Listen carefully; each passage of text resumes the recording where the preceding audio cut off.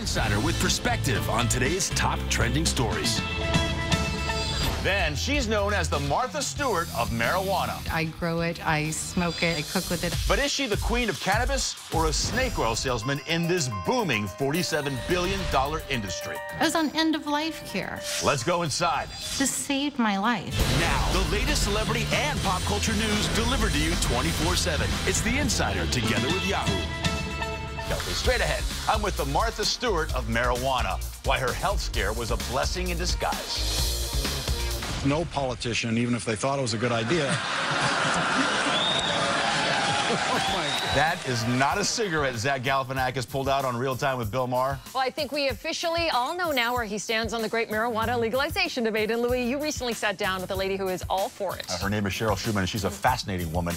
It was a cancer diagnosis that led to her second career as a medical marijuana concierge, a $47 billion industry, by the way. Many have criticized her. They've called her a con artist, a snake oil salesman, a drug addict, but she shakes them all off. Tonight, The Insider investigates the Beverly Hills cannabis queen. I love marijuana. I grow it, I smoke it, I vaporize it, I cook with it, I eat it raw. Whatever you call her, the queen of cannabis or the Martha Stewart of marijuana, one word defines Cheryl Shuman: resilient. You have more lives than a cat. And you keep getting back up. It's crazy. When I got into this, I was dying. I was $600,000 in debt. I'd lost almost all my hair. It was not pretty. The people wait, most of them. Cheryl was born into extreme poverty in a tobacco farming family in the Appalachian Mountains in Ohio. That's her in a CBS documentary from the 1960s. Those early roots seeded in her a relentless drive to succeed.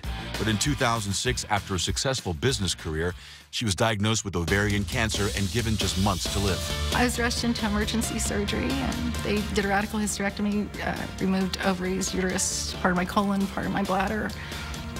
And the cancer had spread. Yeah. But there was a blessing hidden in that cancer. Yes. The blessing came in the form of a drug which in 1996 in California had been approved for medical use: marijuana. Cheryl used oil derived from the plant to alleviate her symptoms and made a remarkable recovery. You reach a point where you'll do almost anything to have one last day with the people that you love and care about. Cheryl began growing the plant, and using her Hollywood connections, she started a Beverly Hills collective which caters to high society, literally. Her clients, A-list actors, agents, lawyers, and doctors. How did you conceive this? I mean, you're just recuperating from cancer, and you thought of this spur of the moment? You know, to me, it was just obvious. It was just obvious because the luxury market, the affluent market, hadn't been tapped yet. So I was like, let's start doing mansion parties and going back to the old speakeasy concept where we have great parties, DJs, chefs, they come in, it's great. It's couture cannabis. It is couture cannabis. And the couture cannabis business is booming. Cheryl has grown her collective to include over 1,700 private members, all holders of medical marijuana cards as required by California state law. Hi there, it's Cheryl. We're out at the greenhouse. Just wanted to share this with you. It's really beautiful, as you can see. But her ambitions are much grander than cannabis-themed parties. She's building an empire, buoyed by over $600 million in venture capital money. She's also the executive director of Moms for Marijuana and has become an outspoken advocate for legalization.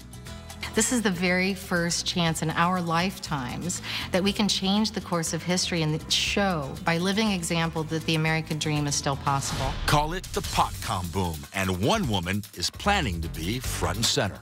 But at the end of the day, you take a look at yourself and say, you know, what does my life really stand for? And when I see now that there's a good chance that I'm going to go down in history as the woman who led the overturn of a cannabis prohibition, that's what I'm proud of.